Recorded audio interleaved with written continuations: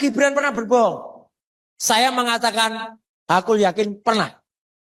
Perjalanan Roy Suryo di Australia inilah yang terakhir kali dilakukan sebelum akhirnya pakar telematika itu dicekal bepergian ke luar negeri oleh Polda Metro Jaya.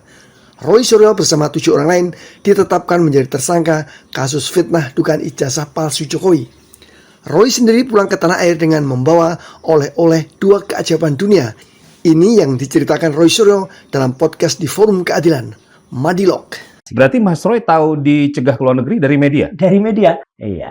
Padahal kan seharusnya menurut aturan yang ada ya, Undang-Undang Nomor 6 tahun 2011 tentang keimigrasian, kemudian peraturan pemerintah Nomor 31 ya kalau nggak salah tahun 2013, semua tentang percakapan itu wajib diinformasikan kepada orang yang disampaikan. Ini lucu banget gitu.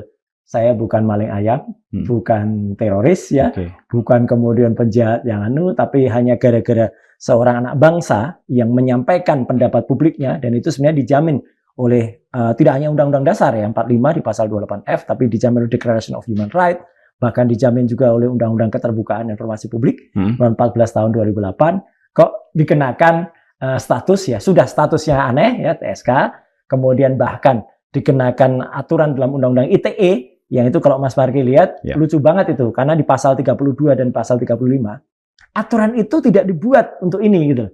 Aturan itu kan kebetulan saya dulu ikut yang merancang.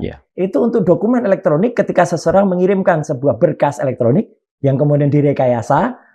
Pertama untuk dibuat tidak asli, ya misalnya saya transfer 1 juta, saya ganti menjadi 10 juta. Atau seolah-olah yang itu palsu, saya jadikan itu asli.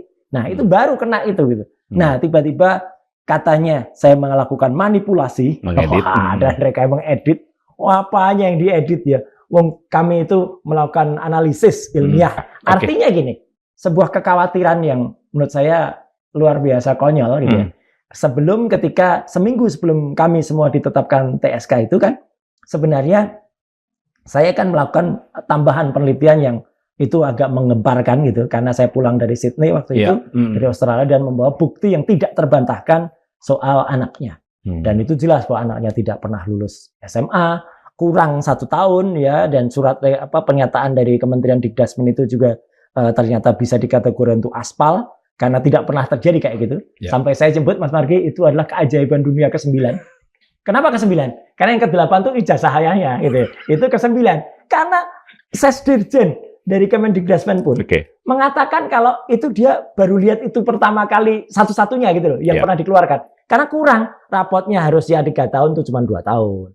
Surat dari lembaga yang waktu itu menyetara yang katanya dia ikut kursus ya UTS Insert itu ternyata juga salah penyebutannya, harusnya adalah year 12, itu disebut sebagai grade 12, itu nggak pernah ada nomenklatur itu dan lain sebagainya. Jadi kembali ke soal cekal, ya saya senyum aja karena mungkin mereka khawatir saya melakukan lagi ketika saya ke Singapura, ya kan gitu. Tapi kan bisa aja nanti yang ke Singapura orang lain kan juga bisa, nggak ada soal. Seberapa mengerikan data yang dimiliki oleh Mas Roy dan kawan-kawan terkait kasus Gibran ini?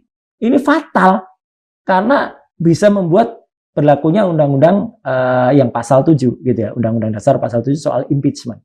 Karena terbukti dia tidak cukup syaratnya. Data-data dan dokumennya masih aman, Mas? Aman semua, dan sudah saya titipkan ke orang-orang yang